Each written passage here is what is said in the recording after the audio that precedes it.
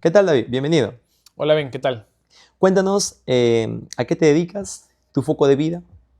Bueno, en mi caso soy docente, trabajo en una institución educativa en la Serranía, así que a 3.100 metros sobre el nivel del mar. Es Wow.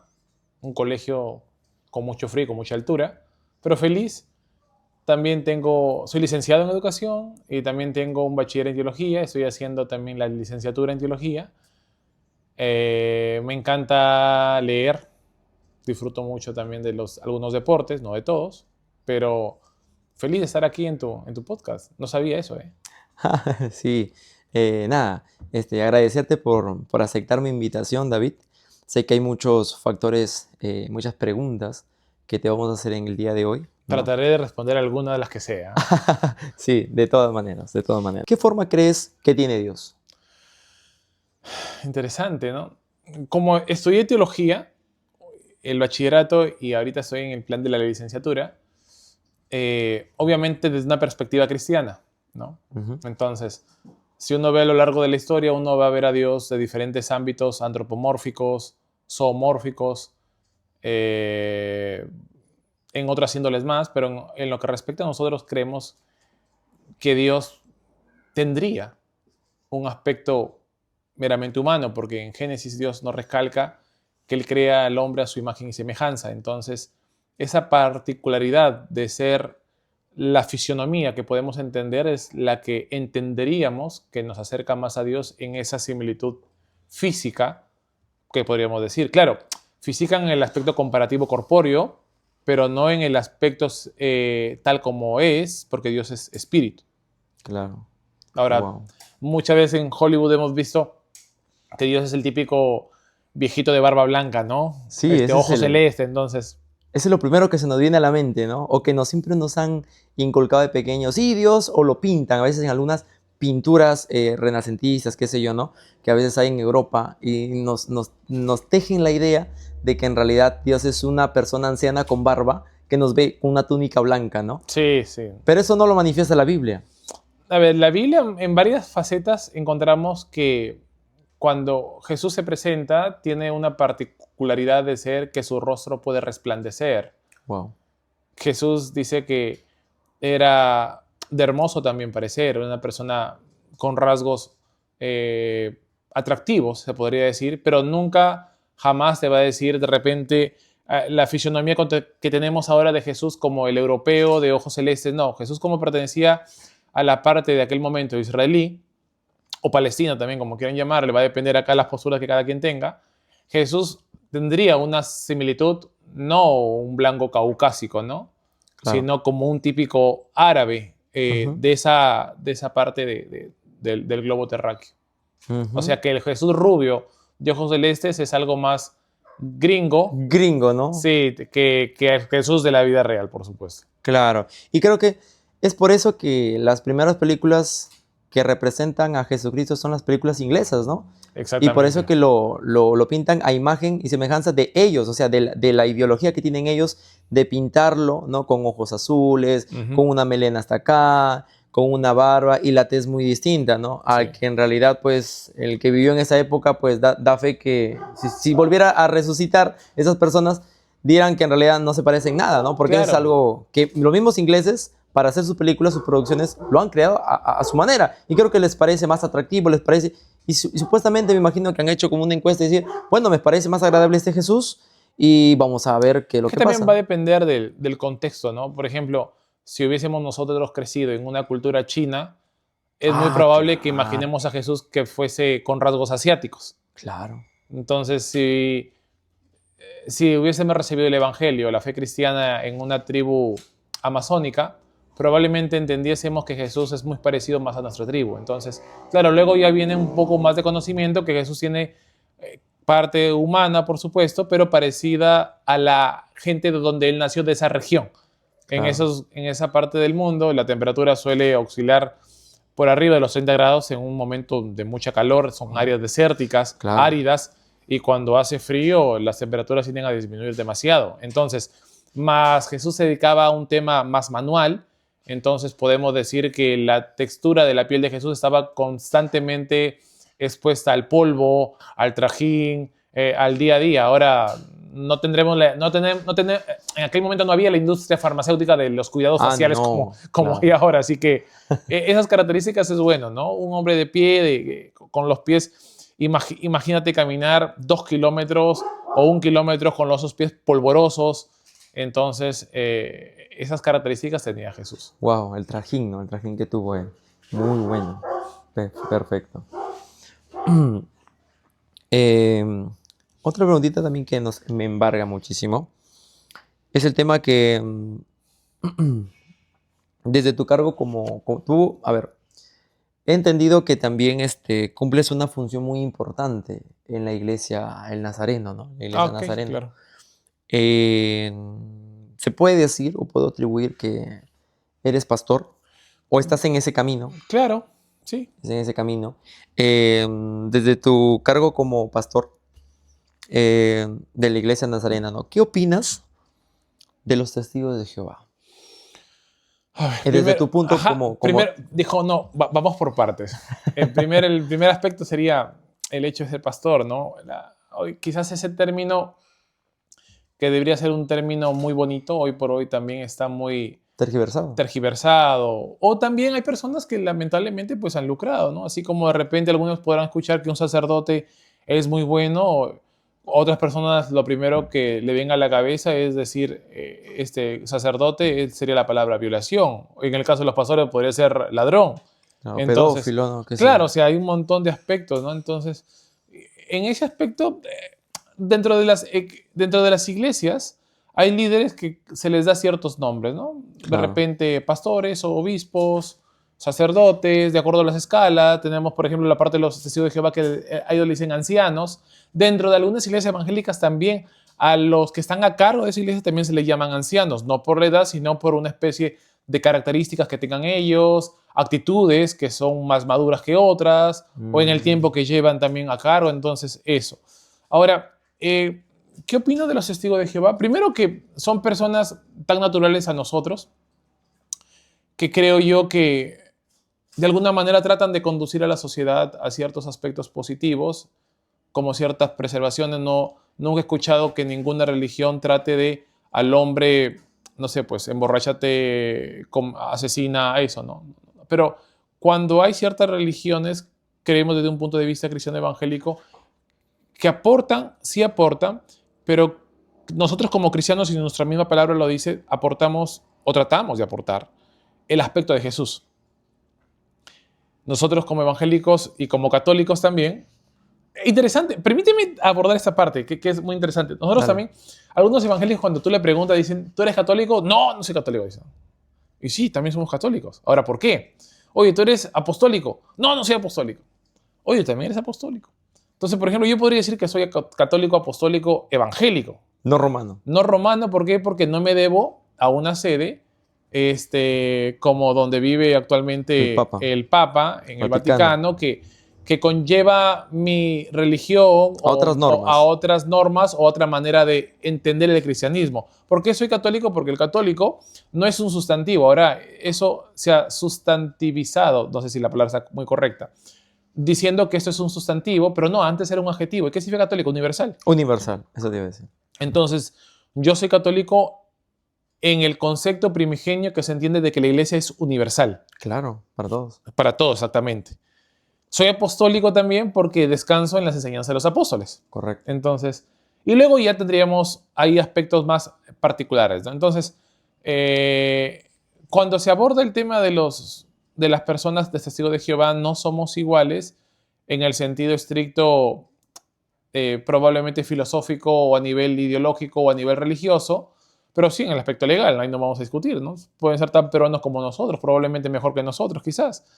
Entonces, lo abordamos ¿por qué? Porque ellos, por ejemplo, no creen en la Trinidad. Nosotros sí creemos en la Trinidad, ¿no? Creemos que Jesús es el Hijo de Dios, Dios como Padre, el Espíritu Santo es el Espíritu que Dios emana, es aquella persona que nos ayuda, que nos dirige, que nos redarguye, que nos hace sentir aspectos de culpa, todo ello. Entonces, acá hablamos en el cristianismo hablamos un poquito sobre la unidad, una unidad compuesta, ¿no? Una unidad compuesta. una unidad compuesta se puede componer de varias partes. En este caso hablamos de una unidad que es la Trinidad, pero justamente compuesto por 3 partes, ¿no? Hijo, Claro. Padre y Espíritu Santo. Espíritu Santo. Los testigos no creen que Jesús sea parte de la Trinidad. Ellos son solamente, podremos decir, más ligados al tema que Dios solamente es Dios. Jesús no es como tal parte de la Trinidad, porque para ellos no existe Trinidad como tal, o tiene otras características la Trinidad. Para nosotros la Trinidad es divina, para ellos no.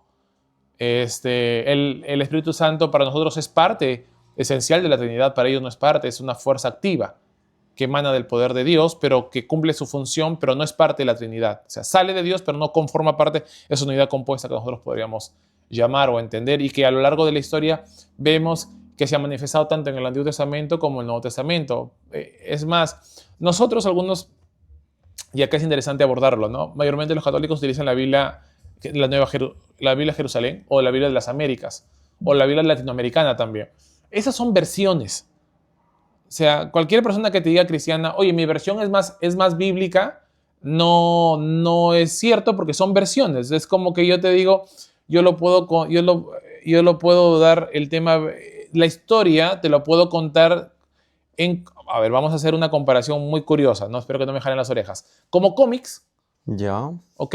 O te lo puedo contar de una manera muy formal, o con algunas jergas.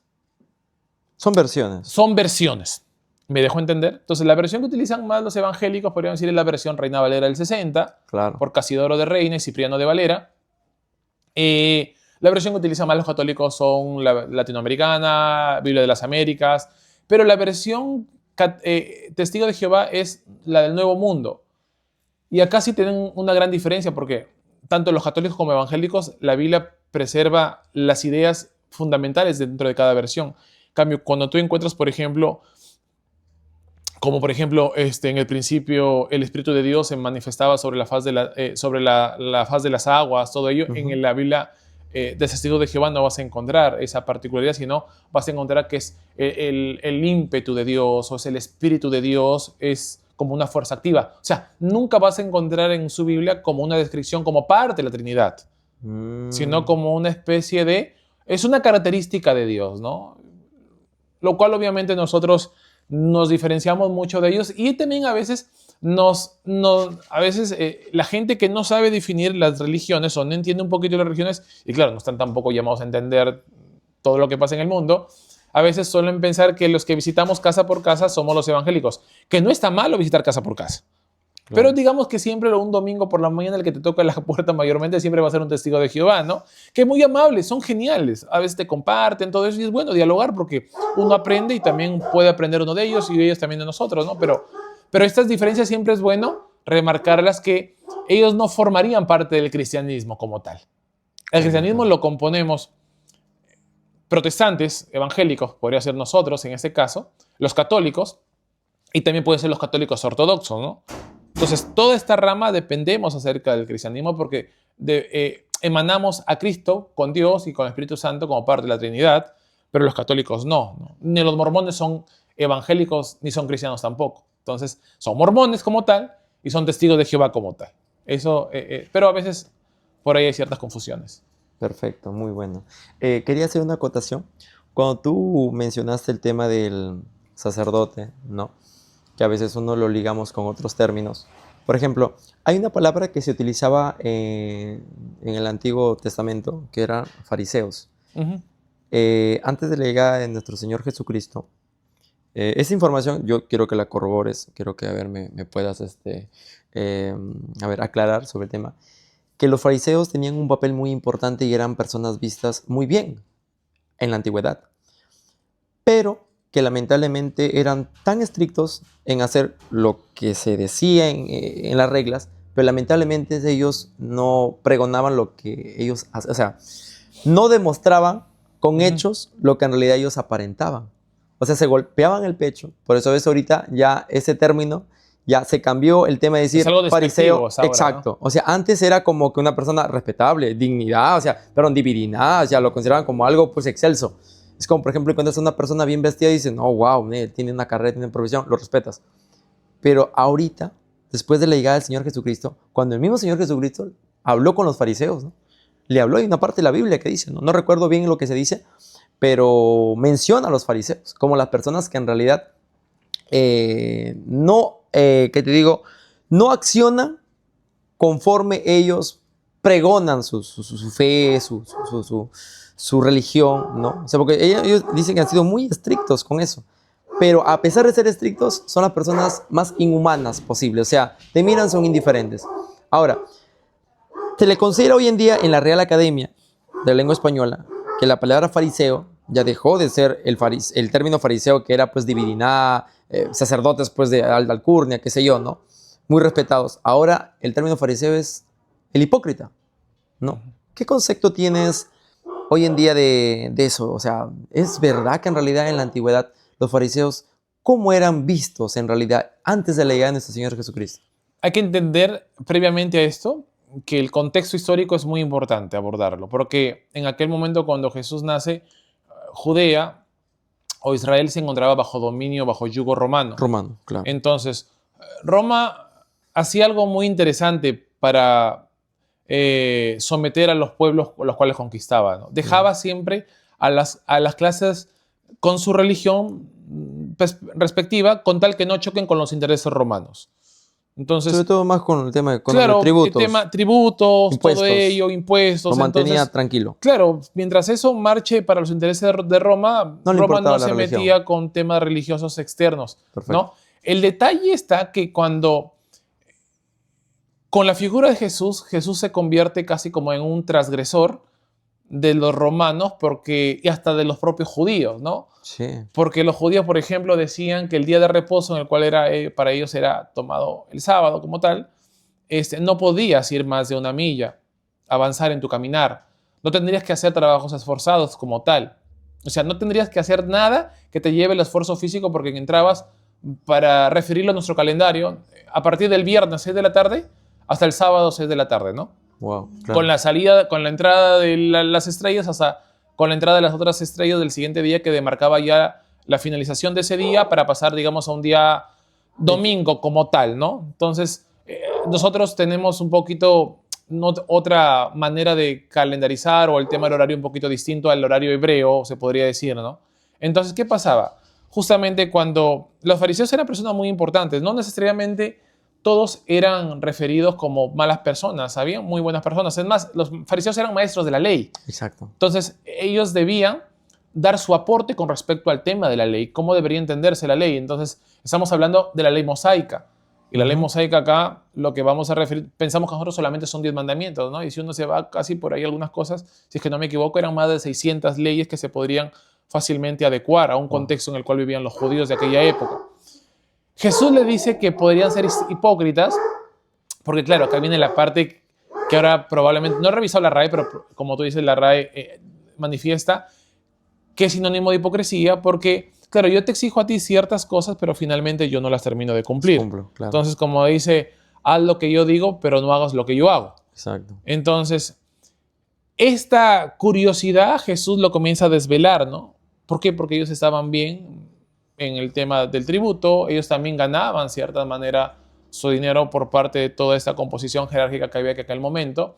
Y Jesús de alguna manera fue transgresor, porque dijo, oye, miren a los pobres, miren a los necesitados. Claro, acá Jesús no tuvo un problema con el dinero, Jesús tuvo un problema con el corazón del hombre. Claro. Para Jesús el dinero nunca fue el problema. El problema fue cuando la gente comenzó a amar más el dinero que a otras cosas. Como dice, una vez escuché algo, sin salirnos como paréntesis, dale a una persona poder o dinero y descubrirás no lo que esta persona cambie, sino lo que siempre fue. Siempre fue. O sea, yo de repente soy un envidioso, pero como tengo plata no se nota mucho. Pero dame plata y ahora sí se nota. Ya me conoces. Mi envidia, claro. Exactamente. Entonces, Jesús se refería a ellos como aspecto, ¿no? Ahora, claro, no podemos denostar de que todos en su tiempo eran malos fariseos. Es más, el apóstol Pablo, él se crió bajo las órdenes de Gamaliel, ¿no? Y Gamaliel fue Pablo dice que se escribe, era fariseos de fariseos.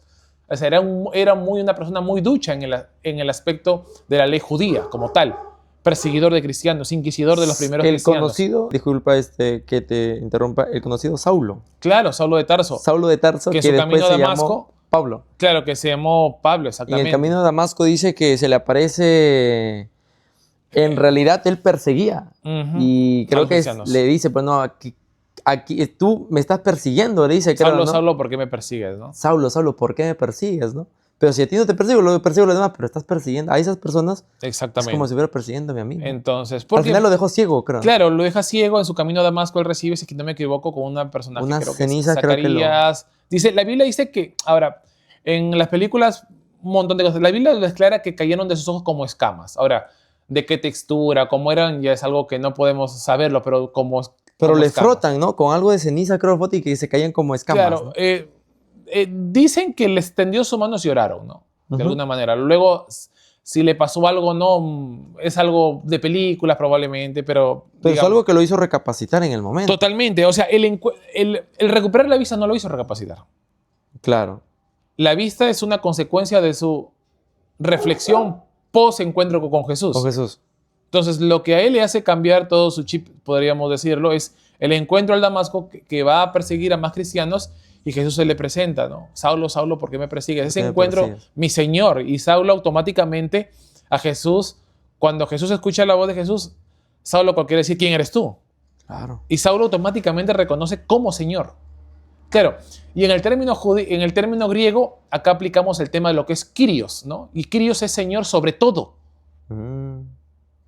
Una cosa que le digo, claro, ahora estoy casado, yo soy señor. Sí, pero eres señor de tu casa y de tu esposa, de tus hijos, ¿no? Nada más.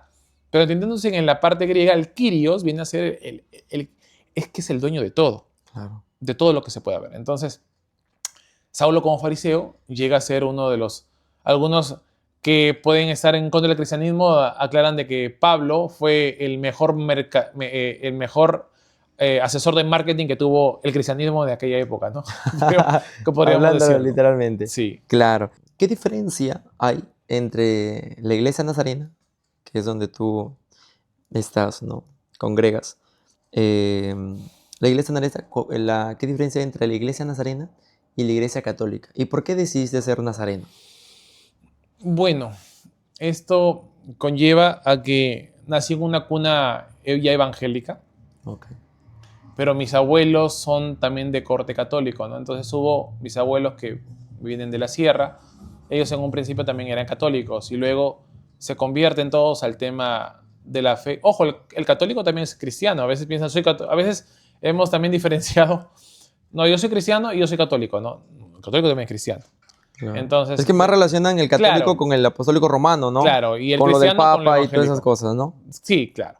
Pero no habría ningún inconveniente. Entonces, posteriormente ellos llegan a entender que hay ciertas diferencias, que Jesús quiere un encuentro mayor con ellos en su cultura misma. Y luego llegan a todos, casi mis abuelos, también mis padres, de alguna manera vienen a ser evangélicos con sus bemoles, con sus altos y sus bajos, como cualquier persona.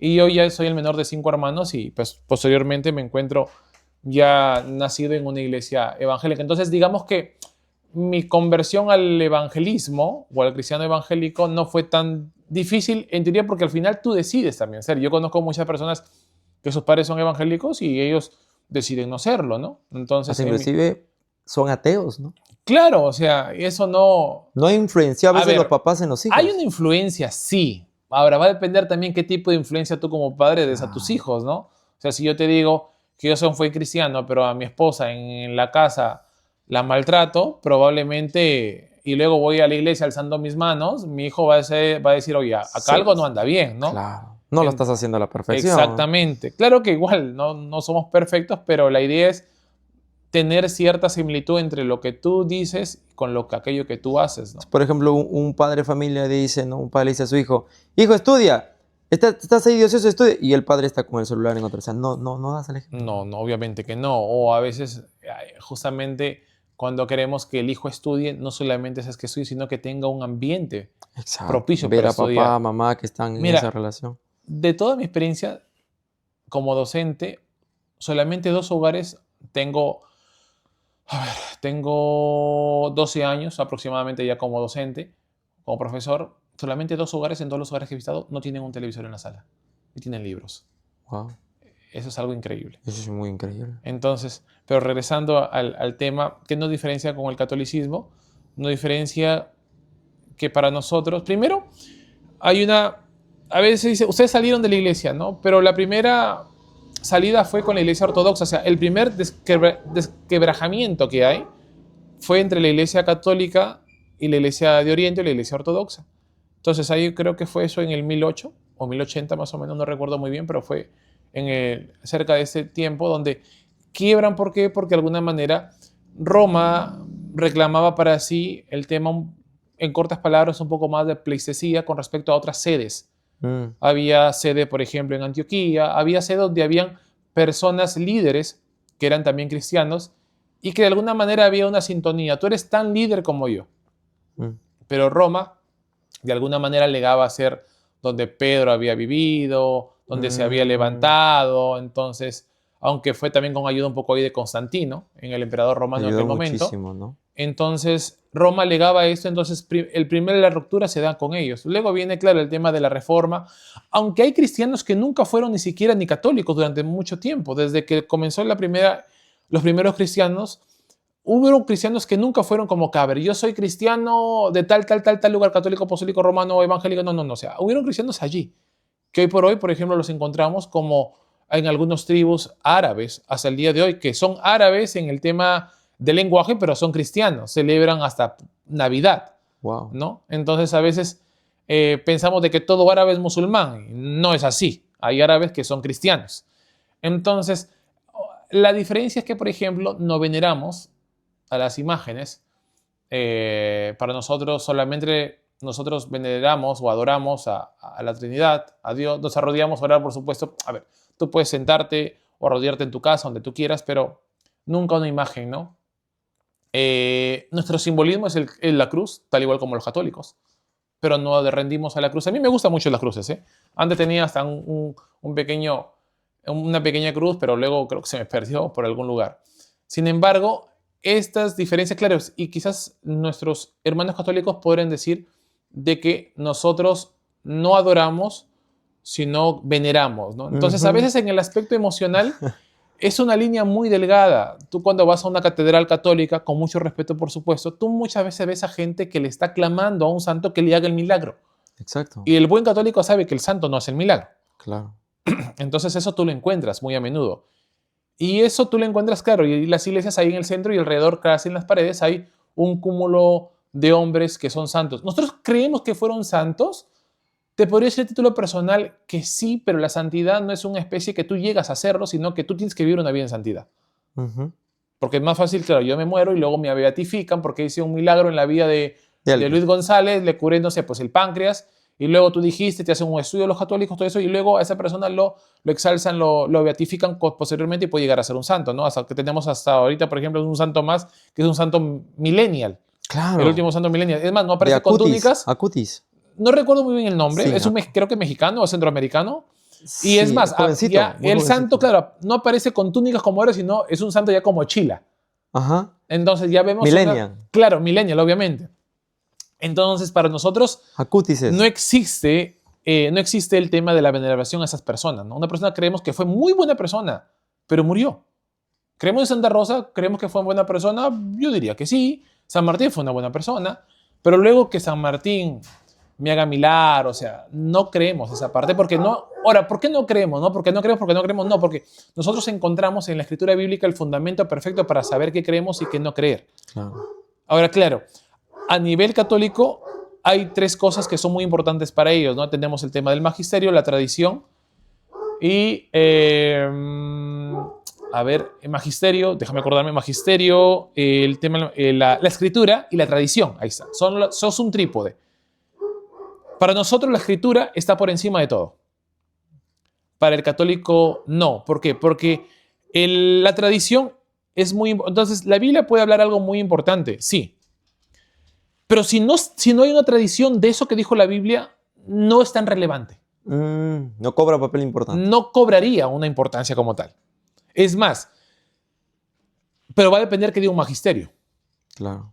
Y el magisterio podría ser, digamos, un séquito de personas, ojo, de mucha experiencia, porque hay católicos en el Vaticano que son doctores en física, son gente totalmente muy eximia en cada conocimiento que sabe.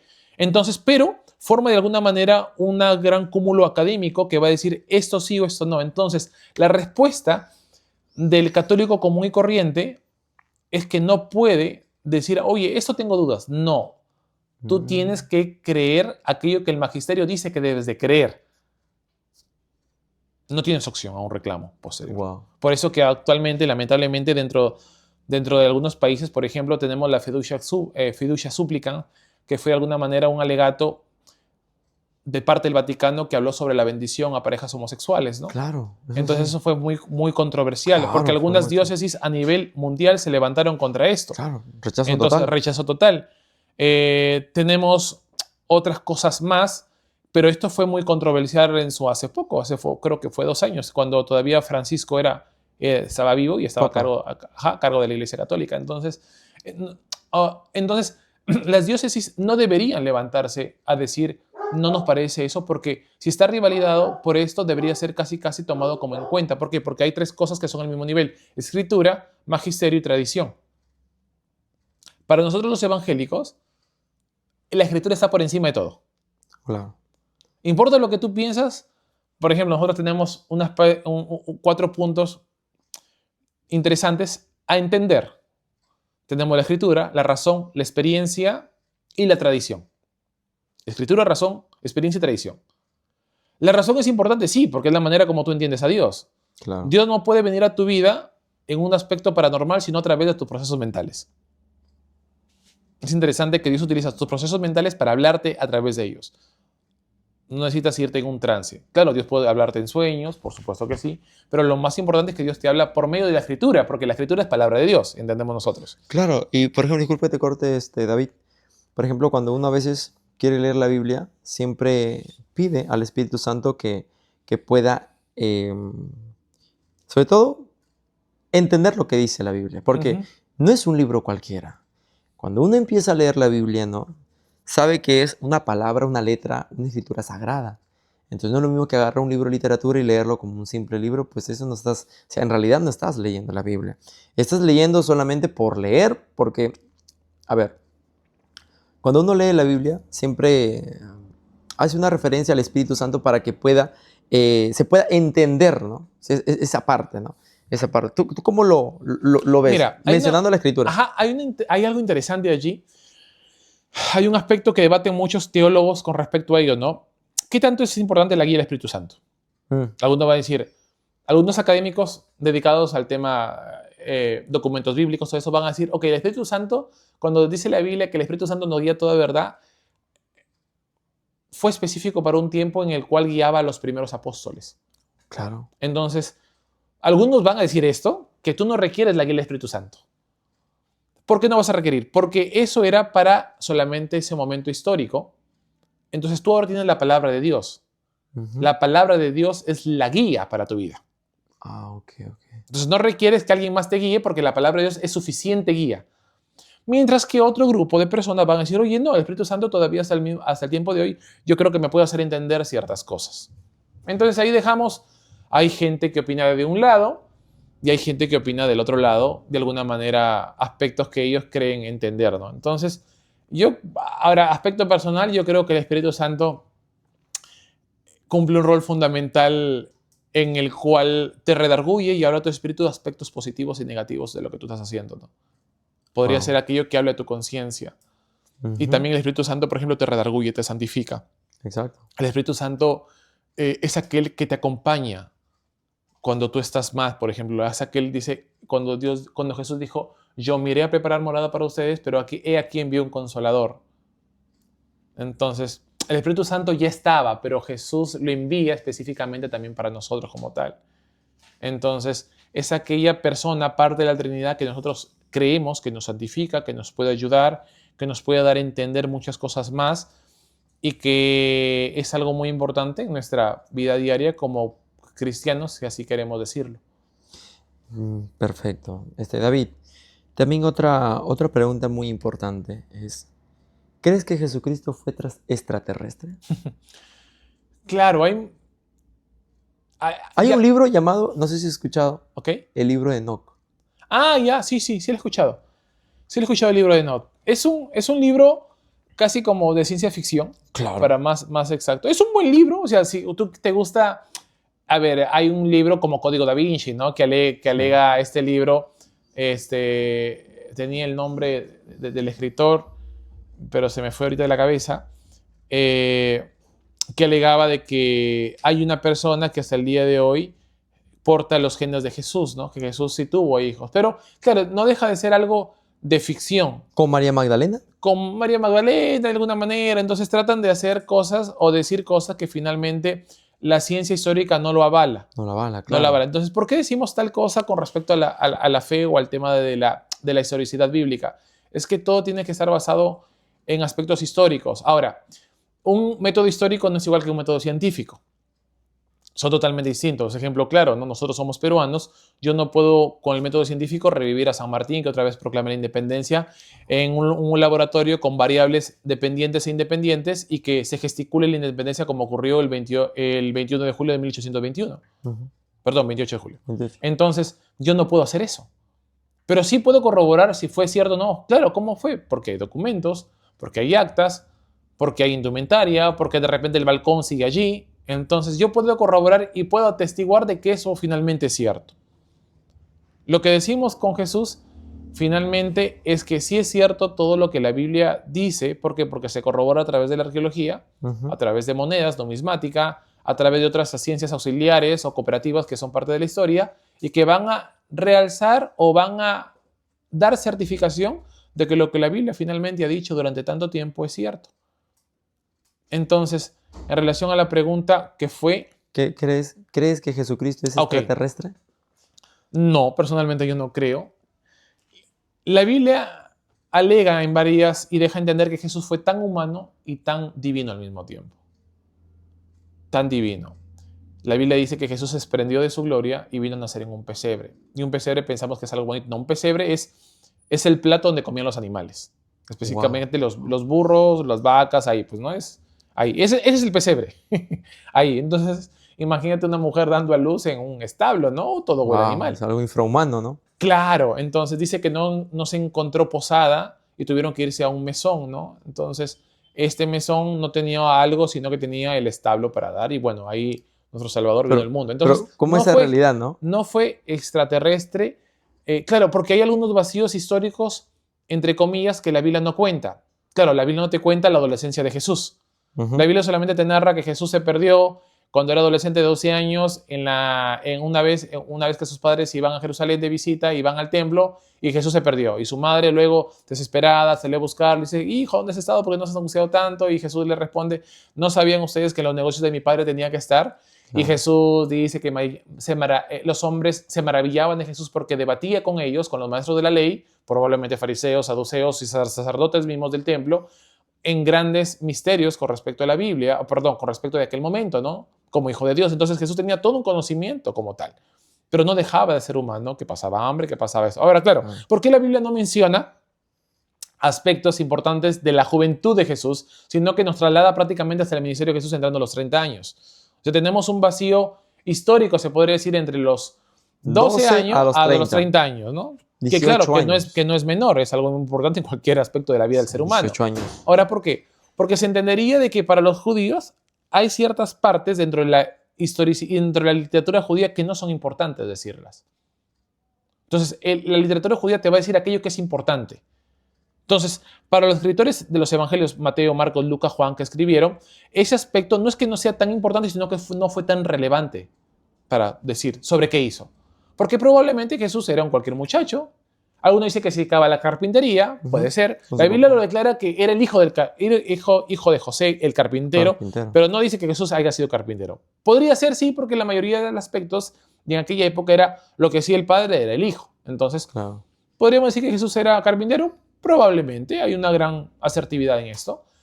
Pero entonces, como no era aspectos tan relevantes, encontramos el nacimiento de Jesús, que así fue casi algo sobrenatural, como la estrella de David, que guió a los magos, que la muerte que Herodes quiso imponer por el nacimiento de Jesús, el nacimiento, la inmigración que tuvo que hacer José con María para irse a Egipto huyendo, luego volver para cuando fue el censo de aquel momento, la crianza de Jesús en sus primeros años, luego cuando fue adolescente. Entonces, los judíos te van a citar porque creían en Cristo, pero no dejan de ser judíos. Entonces, aspectos principales de la vida de Jesús. Y luego empieza el ministerio como tal, Tal cual. a los 30 años. Entonces, ¿por qué? Porque la vida para un judío a los 18 años de aquel momento no es tan relevante, porque se mantiene todavía bajo ciertos cánones de la sociedad misma. Ujú. A partir de los 30 años ya estamos hablando un joven o un joven adulto, podríamos decirlo, un poco más independiente y con mayor peso a nivel social.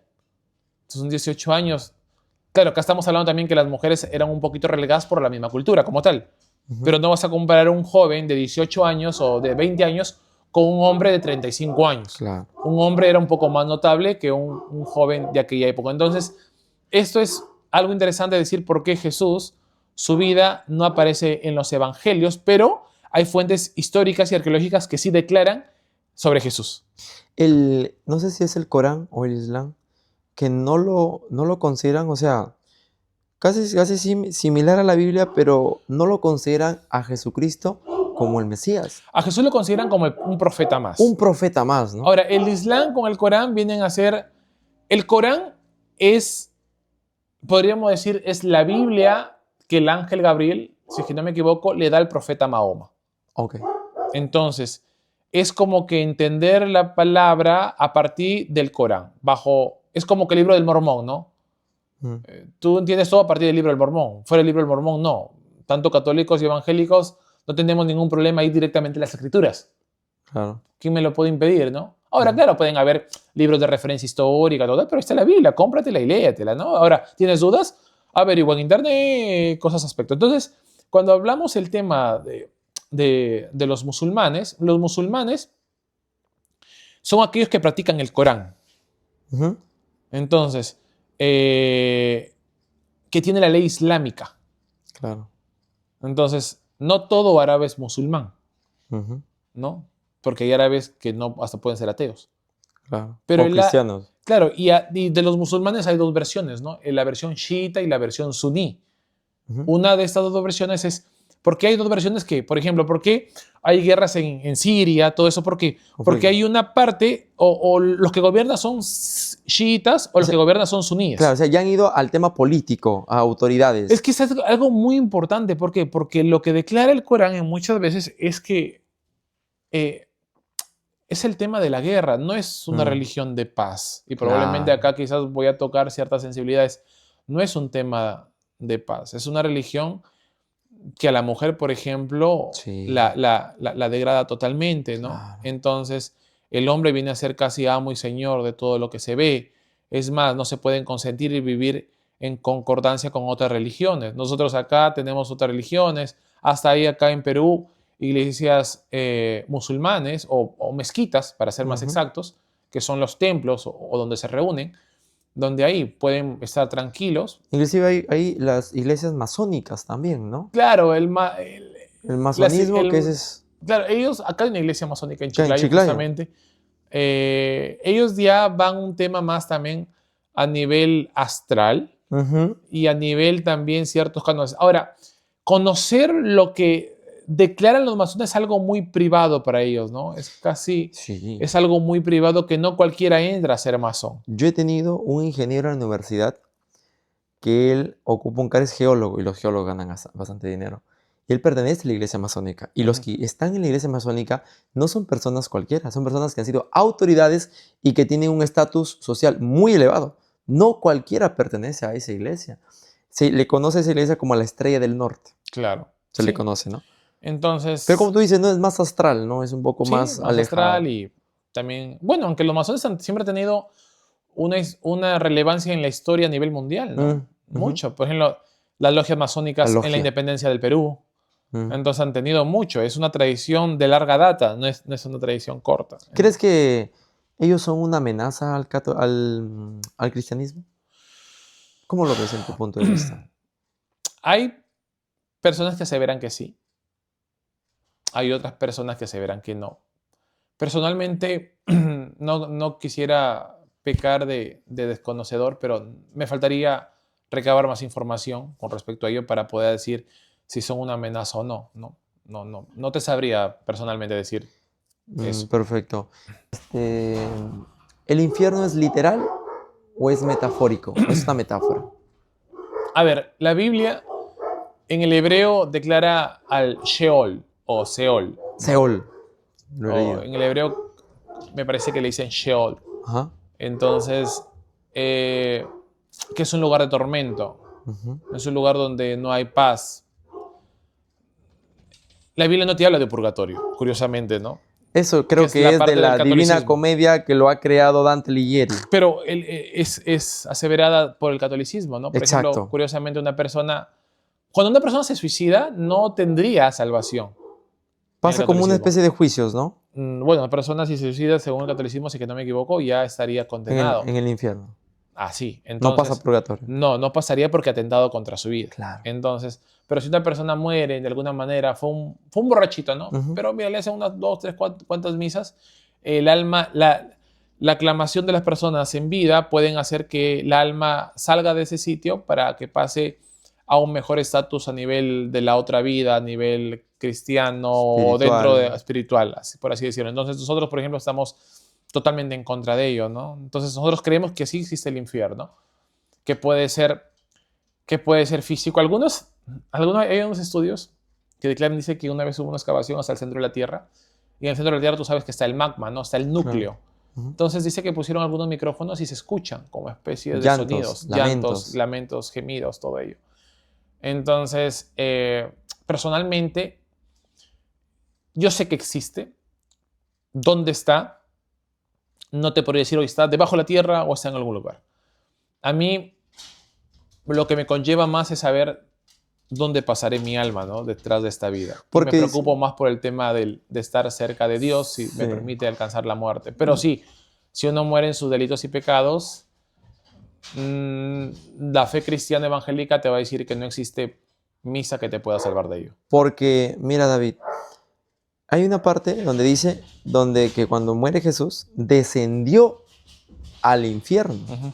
Y cuando hablamos de un descenso, significa que se encuentra en lo más bajo, ¿no? No Claro. sabemos si se refiere a la tierra o en algún lugar, o capaz es una metáfora, o algún lugar específico que exista arriba y abajo. Claro, lo que debemos ver es justamente el pasaje que tú has declarado, es ¿qué dice después? ¿No? Dice que la muerte no pudo contener a Cristo.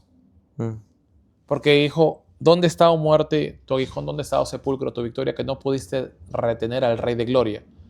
Entonces, Jesús con esto nos enseña que la muerte, Él es aún Señor sobre la muerte.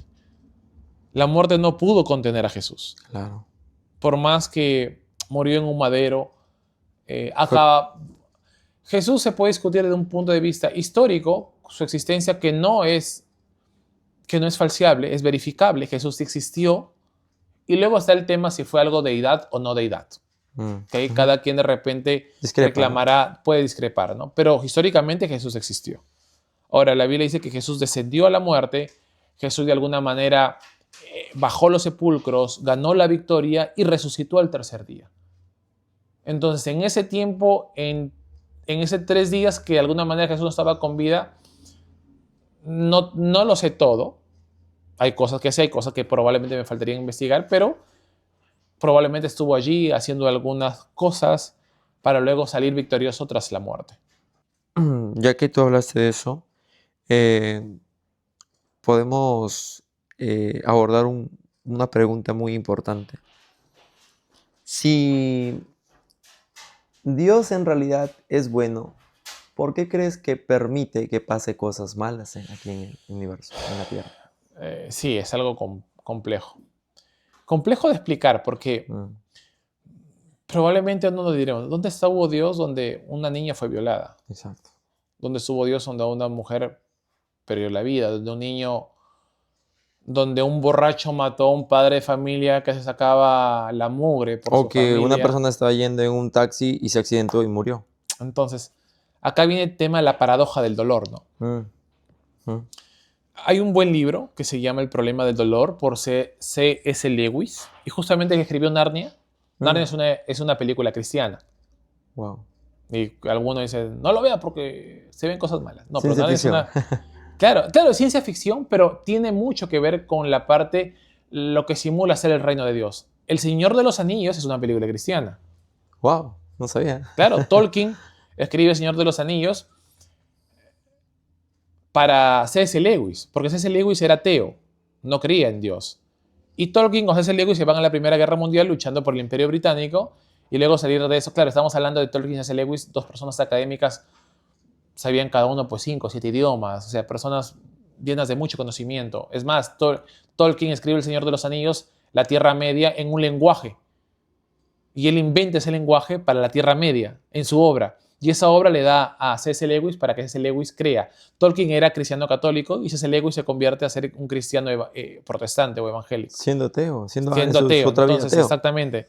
Y ellos tuvieron muchas conversaciones de amigos que se juntaban para hablar sobre... O sea, esas conversaciones probablemente yo si estuviese presente allí, yo me callaría, ¿no? Porque la verdad tendría miedo a opinar cualquier cosa. Claro, tremendos maestros, genios. Entonces, es callar y escuchar y enriquecerte Y por lo que sí, escuchas. anotar. Exactamente. Entonces, en relación a la pregunta, C.S. Lewis aborda el tema del problema del dolor, escribiendo a raíz de que él pierde a su esposa. C.S. Lewis se casa un hombre muy maduro, no tuvo hijos, si es que no me equivoco, pero él pierde a su esposa, creo que por un tema de cáncer, o por una enfermedad finalmente que le cobra la vida. Y C.S. Lewis, ¿cómo logra entender el problema del dolor? Entonces, C.S. Lewis dice que los dolores del mundo son los oídos para prestar atención a los seres humanos, que es lo que pasa. Porque si Dios arrancase este problema de raíz, los seres humanos no tendrían sensibilidad. Entonces, no tendríamos personas que de repente hacen algo loable por gente muy pobre. O gente que se puede desprender de todo ello. Por ejemplo, una madre viendo a su hijo, y eso se ha visto en videos, una madre que nunca fue al gimnasio, que nunca cargó un lifting power, que le llaman cargar peso. Sin embargo, por el amor de su hijo desbordante, ver que un carro está atropellando a su hijo, levanta el carro y el niño puede salir del carro. Eso está registrado en videos. Wow. Porque es el amor de la madre por su hijo. Entonces, cuando analizamos el tema del dolor, Dios no le cuesta decir que no haya más dolor. Porque si Dios quita el dolor, las personas buenas no actuarían. No habría justicia. Todo tiene una conexión. Todo tendría una conexión y que nos debería acercarnos a entender para que no haya más dolor, la cercanía para con Dios. Entonces, yo tengo familiares, mujeres, que han sido ultrajadas sexualmente. Entonces, escucharla de su propio testimonio y decir, oye, no quito quiero poner esto en relieve de que no quito el tema del dolor, que eso debe ser totalmente condenable. Traumático, condenable, y esta persona deben podrirse en la cárcel. Y mira que soy cristiano, pero deben pasar. Yo creo que Dios los puede perdonar. Mira, sí, Dios perdona todo. Por su gracia. Por su gracia. Dios perdona todo. Pero ¿cómo perdona un violador? Y no sé. Nosotros como ser humano no cabe esa... No cabría esa posibilidad. No cabe esa posibilidad para nosotros. Lo que no niego es que la justicia humana debe imponerse. Por supuesto, debe pasar probablemente todo el tiempo en la cárcel. Cadena perpetua. Cadena perpetua, si es posible, ¿no? En algunos países la muerte. La pena de muerte, claro. O sea, pero si esta persona se arrepiente, Dios sí Dios perdona. Lo perdona. Exactamente. Dios perdona todo. Esa es la parte interesante. Cuando uno ve la historia de la muerte de Cristo, a uno piensa, Jesús murió con 2 ladrones. A ver, no eran solamente ladrones. Hay que entender quién moría en una cruz en el Imperio Romano. Porque tú podrías morir por latigazos. Claro. Tú podrías morir, no sé, pues te golpeaban y ya está. Pero morir en una cruz, que tú mueres en una cruz, es porque tú habías cometido los hechos más execrables de aquella época. Por supuesto. O sea, no solamente era, robé pues, no sé, una gallina. 30 monedas de plata, ¿no? Claro. Una gallina o un burro, qué sé yo. No, es que tú habías matado, delinquido, estrangulado, sacaste las tripas de alguien, qué sé yo. Lo peor de lo peor, de lo peor, de lo peor, de lo peor, de lo peor. Correcto. Jesús perdona a uno de ellos que dice, Señor, acuérdate de mí cuando estés en el paraíso. Esta persona, en la podredumbre de su vida, reconoce que Jesús es el único que le puede dar paz a su alma, porque su cuerpo ya estaba más para allá que para acá. Claro. Y Jesús le dice, de cierto te digo que el día de hoy estarás conmigo en el paraíso. esa persona automáticamente cobra el perdón de Dios. Mientras que la persona, pues no rehúsa decir, a ver, si eres lejos de Dios, pues libértanos de eso, ¿no? Entonces, Sálvate, ¿no? salva. Entonces, el problema del dolor hace que personas que pasaron por situaciones adversas te digan. Tengo a mis familiares que pasaron por esos temas, lamentablemente, en sus épocas de puber, donde ellas cuando escuchan cosas que pasan a través del noticiero, tienen mucha empatía con las víctimas porque saben el tema del dolor. Pero a la vez entienden que solamente Cristo puede sanar ese dolor. Que no es un momento a otro, que Cristo te puede cambiar el dolor así, pero también te puede cambiar en el tiempo. 1, 2, 3 años. Entonces, el tema del dolor es importante. Actualmente tengo mi papito que se ha postrado en cama. Ay, Señor, no somos perfectos. A veces metemos la pata, como diríamos. Señor, ¿por qué no lo levantas a mi padre? ¿Pero qué te lleva el tema del dolor? Yo soy muy respetuoso de las personas, así me criaron, pero ahora tengo una sensibilidad mayor con las personas adultas. Claro. Me dejó entender. ¿Por qué? Porque tengo a mi papá, Claro. que va a cumplir 86 años, si Dios lo permite, en agosto. Eres ya más empático de lo que eras con las personas ancianas. Claro, era empático, a ver, no lo sé. Quizás podría decir que sí para que los amigos digan, caramba, era empático. Era respetable, ¿eh? Era respetable, normal, daba su lugar a las personas mayores que pasen primero, los ayudaba a pasar la pista, paraba los carros para que pasen primero. Pero esa parte de lo que te mueves porque algo te pasó a ti. O lo estás viviendo. O lo estás viviendo. Entonces, el hecho que te mueva se vuelve algo más interesante porque tú percibes de otro. Tú puedes decir, Señor, sana a mi padre. ¿Por qué no lo puedes hacer? Señor, tú sanaste leprosos. Señor, a una mujer con flujo de sangre le tuviste, le diste a los ciegos, les devolviste la vida, a los cojos, a los tullidos, le pudiste arreglar sus extremidades inferiores. ¿Por qué no ocurre esto? Y ahí en tantos diálogos recuerdo que probablemente el milagro que Dios quiere hacer no sea en tu familiar, sino sea en el corazón de quienes cuidan a ese familiar. Claro. Hoy por hoy te puedo decir que mi padre, sabemos cuál es su destino, clínicamente. La ciencia médica nos dijo que mi papá sobreviviría 1 año. El viejito va a 3. Ya pasó. Ya pasó hace rato. Pero el cuidado que le damos ahora, ¿por qué le damos? Porque lo amamos. Mi papá no fue un hombre perfecto. Tuvo sus virtudes, sus aciertos, sus desaciertos, como cualquiera. Pero verlo en esa situación de vulnerabilidad, entonces yo creo que lo que yo pueda sentir es algo que eso lo ha puesto Dios en mí. Cambiar pañales en medio de olores no tan agradables. Esos aspectos que te conllevan, que te mueven en medio del dolor. Entonces Dios no desaparece el dolor, no porque no quiera, sino porque es un camino para poder entender los dolores. Dice que el dolor viene a ser como el megáfono del mundo. Mira, algo me pasa. Señor, claro, fácil, Señor, ora, Padre, por esta gente pobre, Señor, bendícelo, dales trabajo. Pero toda la vida tú ves a la misma señora que te pide.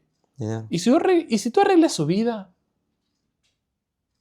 ¿Y si tú de repente con el dinero que tú tienes, que Dios te provee, le compras su departamento o le compras su casita?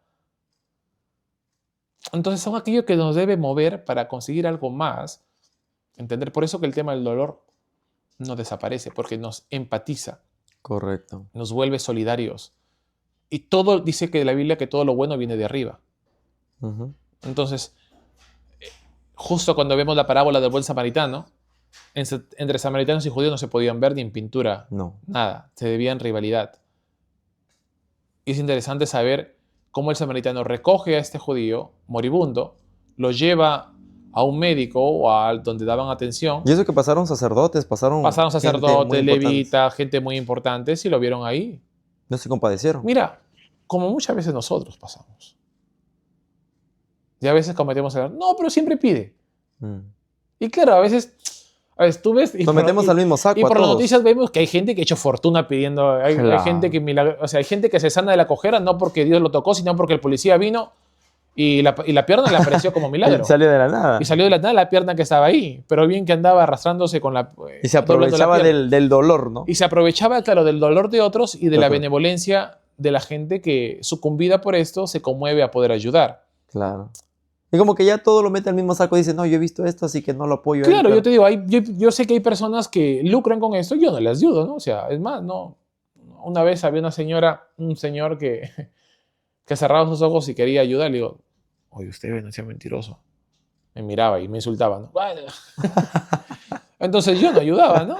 Pero había personas que sí le ayudaba. Había una señora que llega de vez en cuando a la iglesia y siempre que me ve a mí, te cuenta una historia que está pasando que te conlleva finalmente a decirte, ayúdame económicamente. Como te sentimentaliza. Ya, sí, ya. Pero también su historia es muy triste de ella a la vez. Porque sí notas que hay muchas carencias económicas. Mm. Entonces, no sé si fabrica historias para que pueda conseguir un tipo de ayuda, o no sé, desconozco sus intenciones. Pero una vez alguien de mi misma iglesia me dijo, oye David, no le ayude porque siempre pide. Y claro, y cualquiera que te diga esto, a ver, te tendrá en razón, diciendo, oye, puede ser cierto, ¿no? Pero a veces vuelta digo, no, oye, ¿cuántas veces he gastado más de 2 soles o 5 soles en cualquier tontería? Mm. Probablemente sea una extraordinaria contadora de historias, que hoy se llama los storytelling. Y me está contando la historia probablemente que nunca existió, pero yo sé que pasa hambre. Mm. Pero lo exageras, ¿no? Claro, pero es asunto de ella, no es asunto mío. Ah, claro. Entonces yo cumplo con darle. Ahora, si el dinero lo utiliza para un pan, que creo que lo utiliza mayormente para pan porque se le ve, sus apariencias, su salud no está tan bien. Mm. Entonces prefiero darle cada fin de semana yo sé que tengo que darle algo. Porque me vaya, ¿cómo está, hermanito? Por aquí, por ahí. Entonces, yo sé que me transmite algo. Yo sé que me está ocultando una historia detrás de otra historia, pero pasa necesidad. Por la necesidad. Entonces, sí, claro.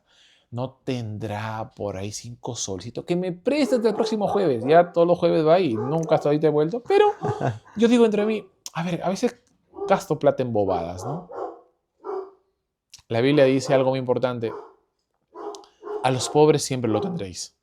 Mm. No hablo de un socialismo, para nada. No soy No. socialista ni izquierdista. Dios me libró de ese otro pecado. Entonces, pero siempre es bueno el tema de colaborar. Y el tema del dolor te conlleva te mueve te moviliza. Sacas Correcto. plata donde sea. Hay esas madres que han tenido sus hijos con cáncer y recibieron ayuda, no sé, pues de otros países porque se movilizaron. Claro. Y Dios estuvo allí acompañando. Por supuesto. Encaminándolos. Encaminando. Mira, David, te iba a hacer referencia, cuando tú hablas del dolor, hablaste muy bonito de aspectos de que a veces uno se usa el dolor para muchas cosas, ¿no? Te cuento, en redes sociales, escuché una conferencia de un pastor que te llenaba multitudes. Era una persona de los 18 años muy seguidor de Jesús. Dedicó su vida desde muy joven hasta los 60, 50 años que él estuvo dando la conferencia. Él cuenta, no sé si tú lo has podido escuchar, él cuenta que mataron a su hija y lo mataron de una manera terrible. El pastor cuenta, él llenaba estadios y pregonaba la vida de Dios. Cambiaba almas, daba almas a Jesucristo para que le sirvan a Dios. Era el amo y señor, ese pastor era amo y señor de convertir las almas que estaban pues divagando, se puede decir, no tenían un rumbo y tenían mucho estrés, todo eso les cambiaba la vida para servir a Dios. Esa persona era el pastor. ¿Y qué sucede? Pasa una prueba muy difícil. Matan a su hija. Lo que pasa es que dice que días antes, Dios dice que se le revela en sueños y le dice, dame a tu hija. Porque su hija estaba rebelde con el pastor, ¿no? Que no quería aceptar a Dios.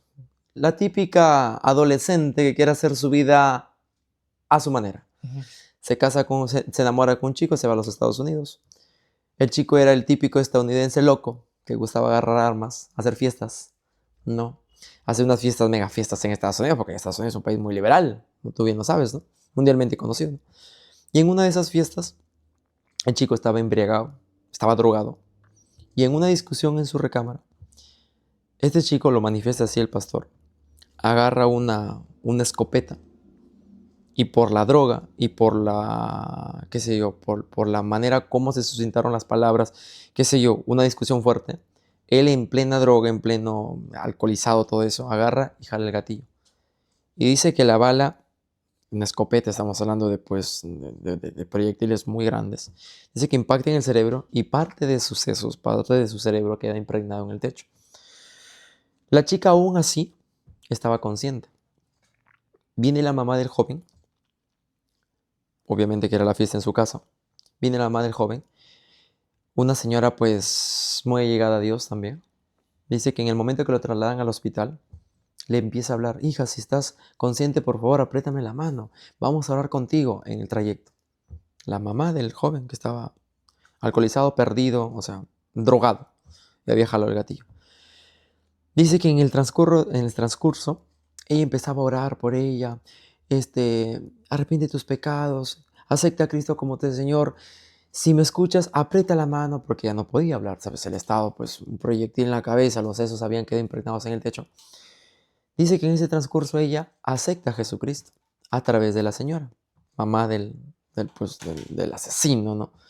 Cuando llega esa noticia a los oídos del pastor, dice que él agarra el primer avión de Guatemala, creo, Nicaragua, de un país de Centroamérica. Agarra el primer avión y se manda a Estados Unidos.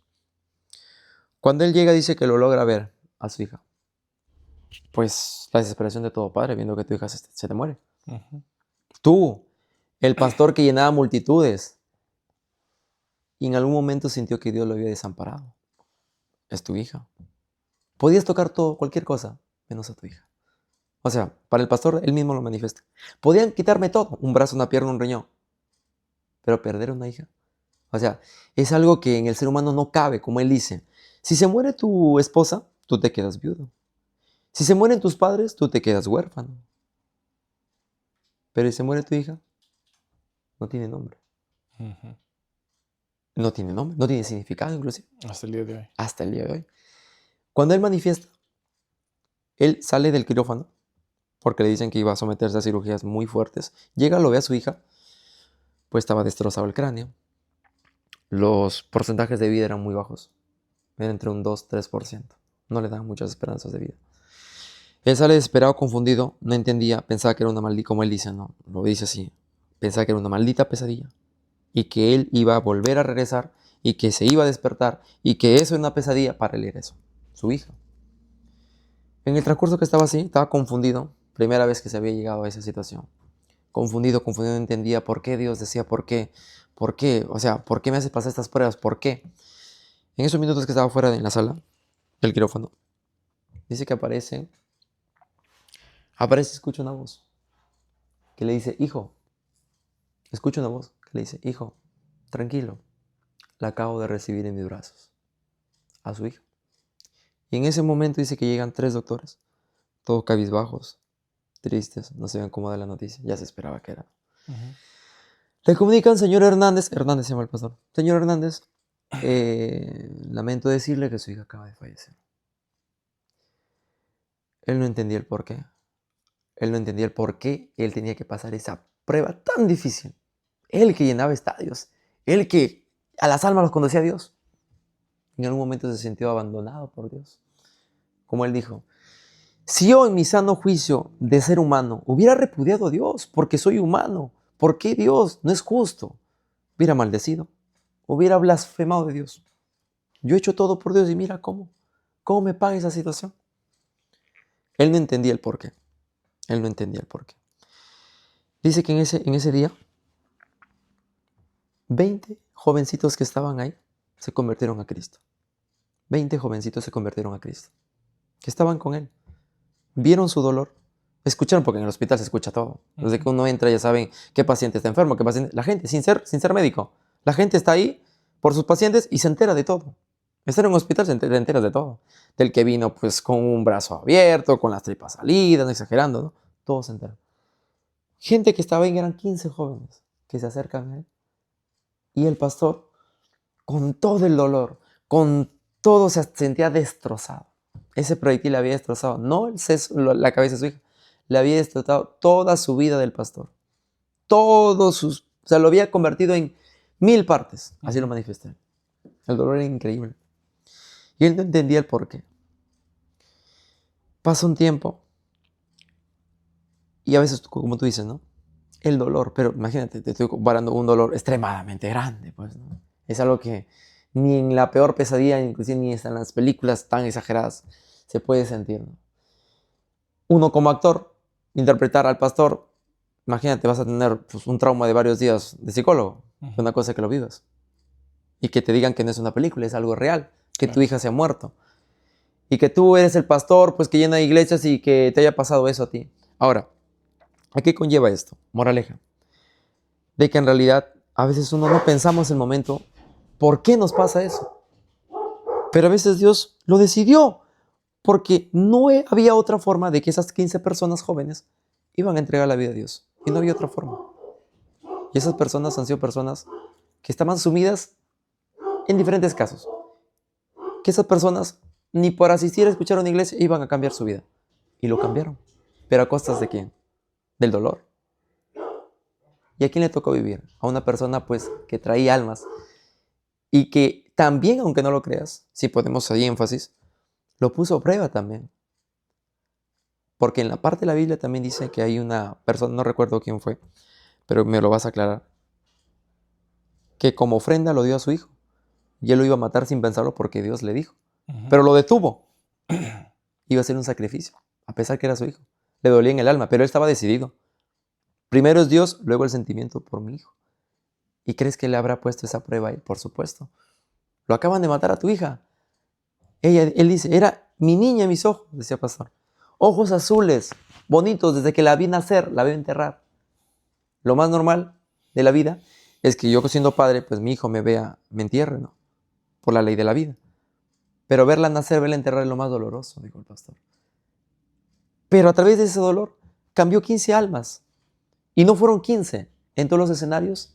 Cuando él manifestaba su testimonio, el mundo se quedaba en shock.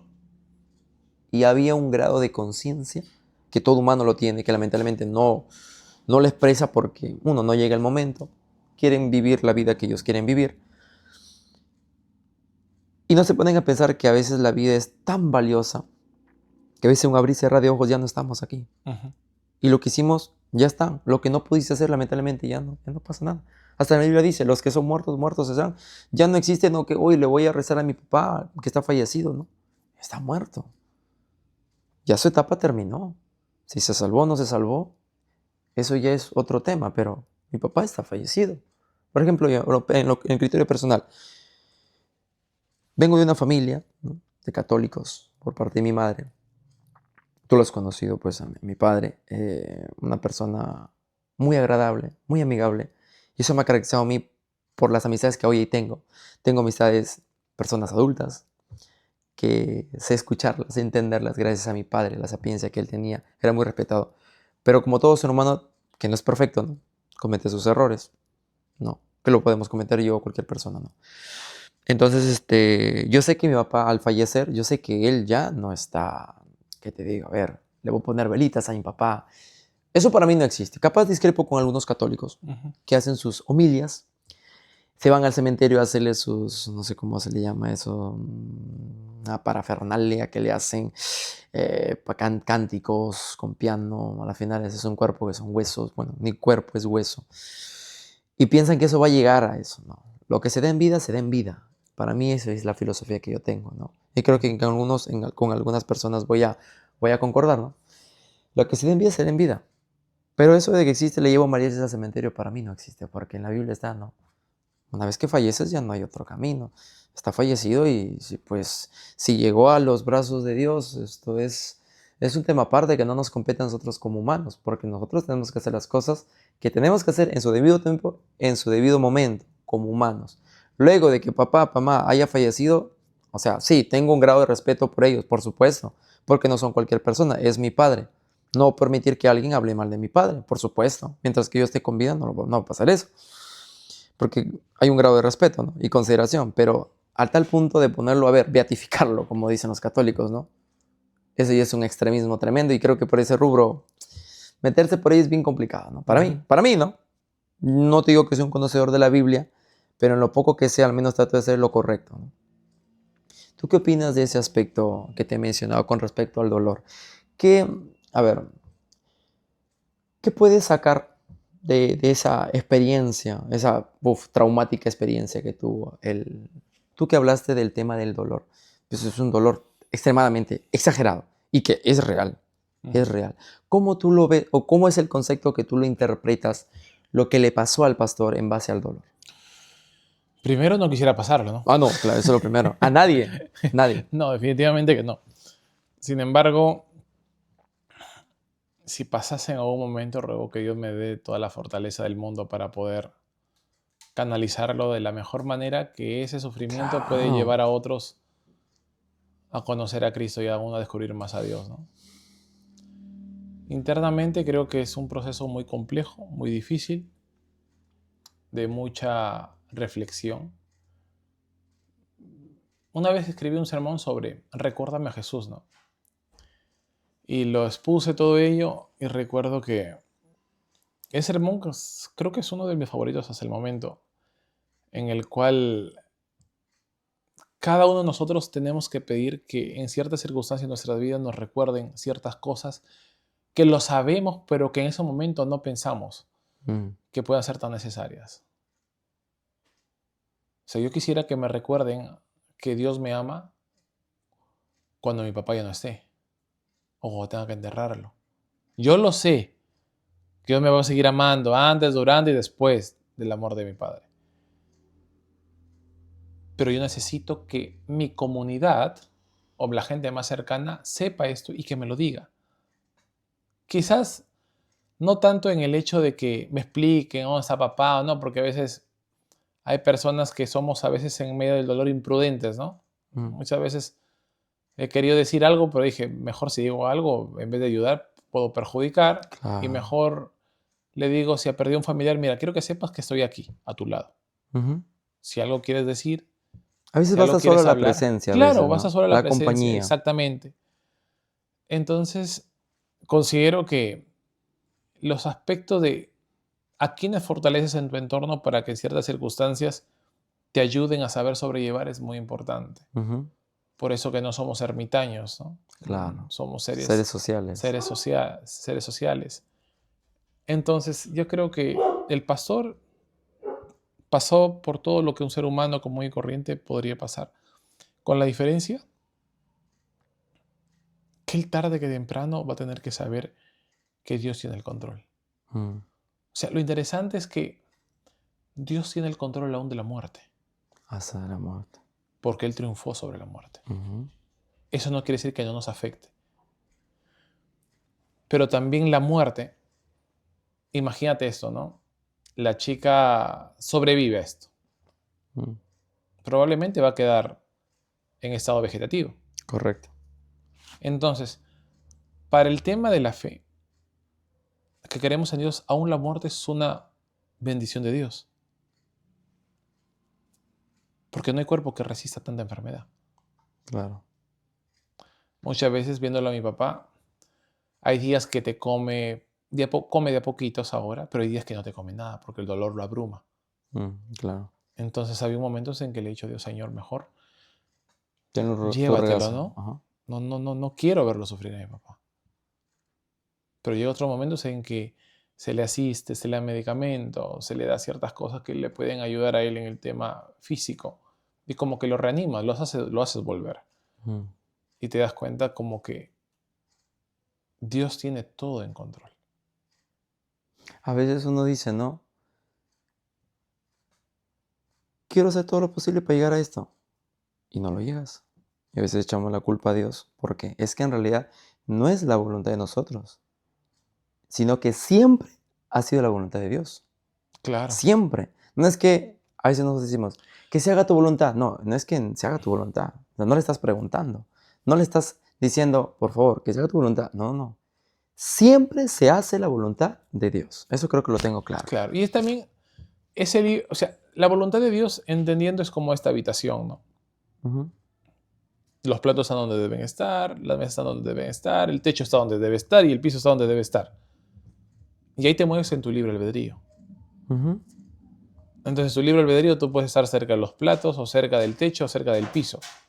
Te Claro. mueves allí, pero no sales del gran caparazón que es la voluntad de Dios, Mm. que tú tomas las decisiones también si tú quieres actuar bien o actuar de manera Te, negativa. te deja Dios. Exactamente. O sea, entendiendo que todo lo que hagamos tiene consecuencias. O sea, el hecho Mm. de no hacer nada tiene consecuencias. Actúas, tienes consecuencias. Te duermes, las consecuencias son que probablemente te recuperas, estás bien físicamente. La consecuencia de amanecerte tiene, o sea, todo en la vida tiene consecuencias. El tema es que no queremos casarnos con ninguna mala consecuencia. Mm. Porque yo quiero hacer siempre las cosas. A ver, todas las cosas. No es que yo quiero hacer siempre las cosas bien. Todas las cosas que yo haga, quisiera que salgan bien. Que salgan bien. Que sean productivas, Exacto. O fructíferas. sea, para mi beneficio, ¿no? Somos Claro. egoístas. Por lo cual, Dios tiene en control eso, pero a la vez encontramos que dependemos también de la voluntad de Dios, pero yo asumo mis consecuencias Mm. que yo estoy haciendo por mis actos. Ujú. Entonces, a veces no queremos decir que hacemos tal cosa porque no asumir tal consecuencia.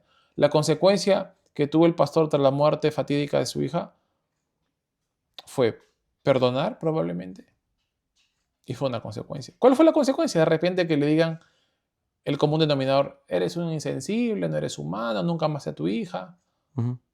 eres un tal por cual. Pero eso es de cristianos, pues. Claro. No estoy diciendo que él vaya y que lo liberte de la cárcel, que lo abrace y que le tenga, que le dé su cama para que duerma. Mm. Va a depender cada quien qué es lo que hace, pero algo también de manera personal entendí que en la vida, y eso mucho le pido a Dios que me ayude, el perdonar es una decisión, no es un sentimiento. Claro. Si yo espero a sentir, pueden pasar 10, 15, 20 años, me muero y no siento nada. Pero yo siento que el perdonar a alguien es una decisión. Yo hoy día te perdono y sobre eso trabajo. Mm. O sea, que el trabajo venga después de la decisión, no que venga el trabajo antes y al final cuando llegue, claro, porque puede llegar a los 70 años en una situación probablemente ya propia de la edad, quizás no sé, con mis facultades también puestas, pero tenga que dejar. Mm. Entonces son cosas que uno tiende a decir, oye, la decisión de perdonar es algo que tú decides y tomas. Si no decides hacerlo, también estás en tu derecho, pero hay consecuencias de... Hay gente que está mal del corazón, no porque sea un problema cardíaco, sino porque tiene problemas emocionales. Mm. Guarda eso. Guarda eso y eso te carcome por Mm. dentro. Entonces la misma Biblia lo dice, que cuando uno tiene problemas, nuestros huesos envejecen. Mm. Todo, Entonces, en realidad, todo el sistema, ¿no? claro, todo ese sistema inmunológico cae, Las defensas, lo primero que baja, totalmente ¿no? cae. Entonces, la Biblia tiene muchos, cuando uno lee el libro de Proverbios, tiene muchas sapiencias, que justamente lo escribió Salomón, tiene muchas sapiencias sobre qué es lo que hacer y qué no hacer, ¿no? Cómo administrar tus finanzas, Mm. cómo perdonar, cómo enamorarte, fijarte en quién es la compañera si yo soy varón o quién es mi compañero si yo fuese mujer, quién es la verdadera persona, cuáles son esos requisitos. Claro, no te vas tampoco a decir, Señor, bájame un ángel del cielo para casarme, ¿no? Pero Ah, no, no. mínimamente todo lo que ocurre en mi entorno, hasta la manera como te alimentas, Mm. ¿no? Porque a veces con el perdón de mis colegas o de mis hermanos pastores evangélicos o católicos, pero ser gordo, salvo que tengas un problema de tiroides, Mm. enfermedad Hormonal, ¿no? hormonal, está bien. Pero no te entiendo tú cómo predicas de Cristo y tienes Es una... como un doctor que te receta una dieta y es un gordo, ¿no? Claro, a ver, después el consejo hasta de un conejo, decimos, ¿no? Claro. Pero es mejor que esa persona también cuide su organismo. Claro, Mm. es mucho mejor que el nutricionista sea alguien mínimamente atlético, que tú digas, wow, me lo dice porque quizás lo pone en práctica y no me lo diga un De las nutricionista que muelas está, para afuera, ¿no? claro, y que está con diabético, con Mm. hipertenso y todo lo demás. Entonces, la Biblia guarda toda una sistematización de cosas o aspectos muy importantes para toda la vida humana y para todo el ser humano en su plenitud. Cómo conllevar, por ejemplo, a nuestros enfermos, cómo conllevar a nuestros padres ancianos, cómo conllevar un hijo, cómo afrontar una enfermedad. Todo te está en la Biblia para poder ser entendido. No digo que todo lo que nos pasa ahora tenga que estar 100% en la Biblia, pero podemos extraer. Porque si ahorita tú me preguntas, David, en la Biblia está si los satélites van a descubrir un nuevo planeta, te diría que no. Pero te podré decir que, como dice en el Salmo 24:1, de Jehová la tierra y su plenitud, en el mundo de los que en él habitan. O sea, todo lo que hay acá está bajo la soberanía de Dios. Hablando de eso, David, ¿qué tan cierto es? Tú como bachiller en teología, pues has escudriñado las escrituras, lo has hecho de una manera Espero tan... haberlo hecho bien, ¿no? Espero. Eh, Cuando habla del inicio de los tiempos, ¿no? Que hay hartísimos fuentes X, ¿no? Que salen, inclusive ahorita ya se pueden hacer viral, ¿no? Tantas plataformas en las redes sociales que hay, donde mencionan que en realidad la descendencia de Adán y Eva, antes de Adán y Eva, habían otros seres, lo habla la Biblia, llegaron, son seres espirituales, son seres de otros planetas, Dios decidió que este planeta se habitara Adán y Eva, pero ya mucho antes habían otros visitantes, habían otras personas, si se lograron mezclar, tiene mucho que ver con los gigantes que hablan de la época, tiene que ver por ahí, porque eso es que es un pan de cada día en las redes sociales. Eso es, la Biblia tiene muchos misterios.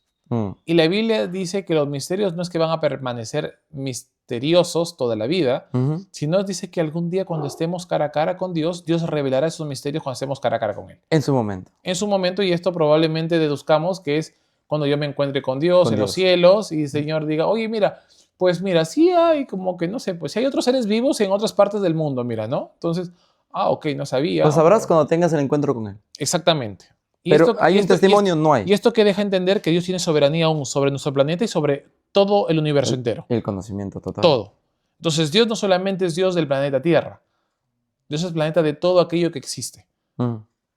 Galaxias, vías lácteas, todo aquello, sistemas planetarios solares diversos, todo aquello hasta donde el telescopio más importante de la NASA o el ruso haya llegado, ya Dios tiene soberanía pasando aún esos límites del telescopio, sigue teniendo soberanía. Entonces, cuando uno ve relacionado a nuestro mundo, uno puede encontrar mayormente lo que se acerca, que es el Big Bang, el Big Bang, la gran explosión.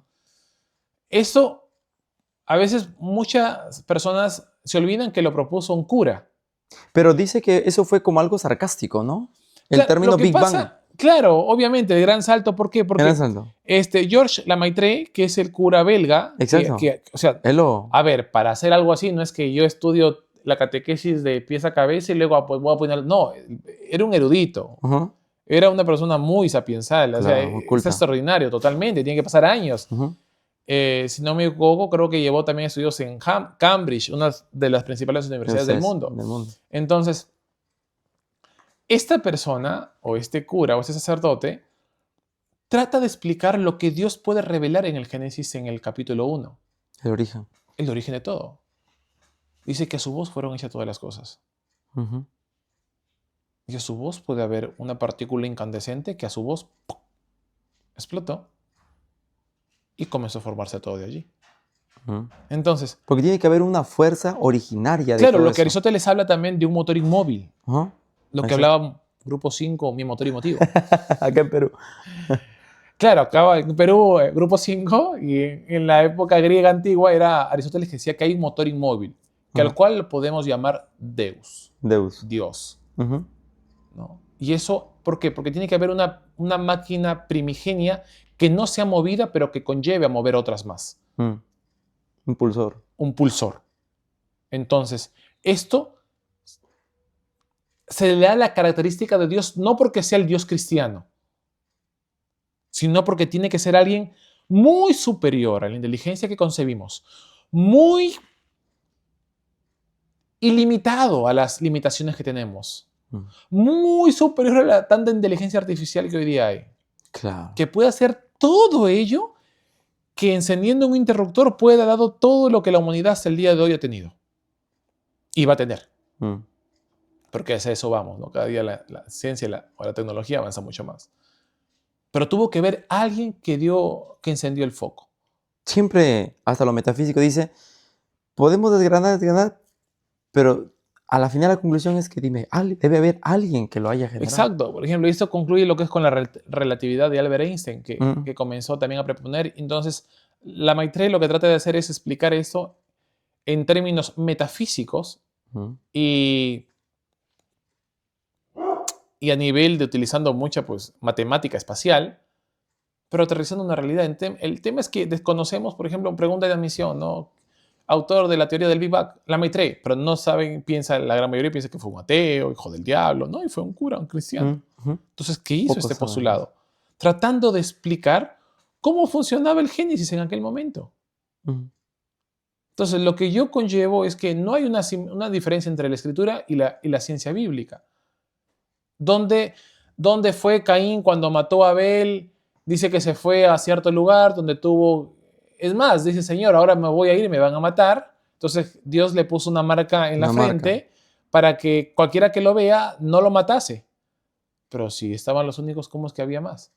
Claro, y acá viene la parte narrativa, el hecho de saber el Génesis cómo fue escrito. El Génesis, algunos biblistas declaran que el Génesis no es un libro científico, es un libro, es casi como una oda.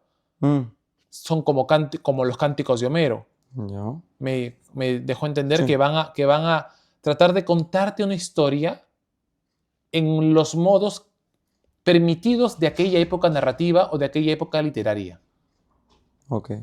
Entonces, cuando tú descubres en la literatura que hay ciertas, por ejemplo, Guamán Poma de Ayala tuvo un estilo literario colonial para describir crónicas de buen gobierno, cómo eran los españoles, cómo eran los indios tratados, si habían buenos, si habían malos, cómo eran los curas. Entonces, no quiere decir que él te describa la realidad tal como tal.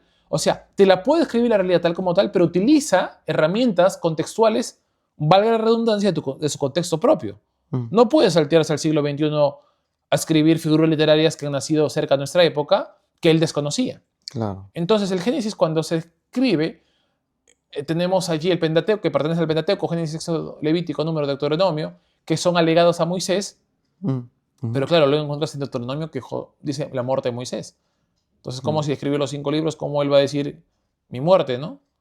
Entonces, acá hablamos lo que es una comunidad compartida. Seguimos hablando, pero ese libro pertenece a. Entonces, cuando uno descubre que el libro de Génesis no es un libro científico, te describe cómo podrían ser las cosas, narrativamente. Hay un aspecto de la parte evolutiva del ser humano que algunos cristianos dicen, oye, mira, no es tan ajeno que Dios pueda haber elegido a 2 homínidos que fueron Adán y Eva, y sobre eso viene toda la población. Y algunos van a ser un poquito más escépticos y decir, no, Dios creó a Adán y Eva conforme somos en la actualidad, con esa capacidad de razonar o de interactuar. A imagen y semejanza de Dios, ¿no? Claro, pero también, de alguna manera, hay otro sector que cree, oye, que Dios de todos los homínidos escogió a un par. Y eso le dio un proceso evolutivo. Claro, ahora la evolución, el ser humano tiene ciertas hincapiés. ¿Por qué? Porque en ciertos siglos aún todavía encontramos el eslabón perdido. Y no hay solamente un eslabón, hay varios eslabones en los cuales no se describe muy bien cómo es que, si yo quiero decir que este homínido pasa a otro homínido de una manera más evolutiva, acá tiene que haber alguien en medio, y eso no hay. Por eso que se le llama eslabones perdidos. Entonces, no, personalmente, no me he afianzado ni por uno ni por lo otro, pero en la fe entiendo que Dios tiene el control de todo y puede utilizar las herramientas que Él crea conveniente para explicar cómo el ser humano ha avanzado tanto, o cómo personalmente no sabría, quizás otras personas cristianas sabrían describir, oye, ¿para dónde fue Caín? Pero si te describo que el libro no tiene que tomarse como un libro histórico, como el Génesis, hay libros históricos, sí. Por ejemplo, Reyes, Crónicas, Segunda de Crónicas, también Primera Reyes, Segunda Reyes, Primera Crónicas, Segunda Crónicas, son libros históricos, por supuesto que sí. Pero también hay libros narrativos. Hay libros sapienciales, como Proverbios, como Eclesiastés. Hay libros narrativa apocalíptica que tienen que entenderse Apocalipsis. De cánticos, ¿no? O sea, de cánticos. Entonces, hay libros que tienen que entenderse de acuerdo a su narrativa literaria, a lo cual fue hecho, y no poder extraer algo diciendo, no, pues es lo que dice, y es a rajatabla lo que dice. Y acá hablamos de la literalización de la palabra de Dios, o a través, y acá vienen las herramientas bíblicas que son la hermenéutica bíblica y todo ello.